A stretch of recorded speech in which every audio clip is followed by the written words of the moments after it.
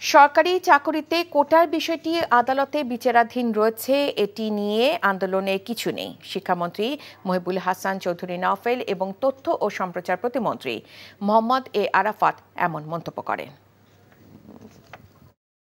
আদালতে যে বিষয়টি বিচারাধীন আছে সেটা নিয়ে আমরা মন্তব্য করব না, এবং যারা সেখানে দাবিটা করেছেন সেটা অপেক্ষা করতে হবে, তাদেরকেও অপেক্ষা করতে হবে। আমরা সরকার তো ইতিমধ্যেই একটা এই বিষয়ে আপিল করেছে। সরকার কিন্তু যেহেতু প্রজ্ঞাপন বাতিলের যে নির্দেশ হাইকোর্টের আদেশটা ছিল সেটা নিয়ে একটা বাতিল সরকার একটা আপিল করেছে, তো সুতরাং এই বিষয়ে আমি মন্তব্য করতে পারছি না। যে মাননীয় প্রধানমন্ত্রী তো এখন চায়না সফর করছেন, তো ন্যাচারালি এই আগামী 2-3 দিন রাজনৈতিক, সাংগঠনিক এবং ওভারঅল গভর্নমেন্টের বিভিন্ন ইস্যুতে জাস্ট আমরা বসলাম একটা আলাপ আলোচনা করতে। এটা তো খুবই একটা রুটিন ব্যাপার, নিয়ম। এত বড় একটা দেশ আপনি চালাচ্ছেন, এখানে তো আলাপ আলোচনা করতে হবে।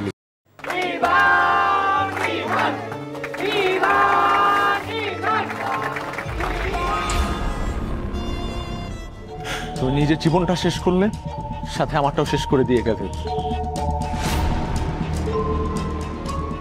আপনি এই মেয়েটাকে চেনেন না? না।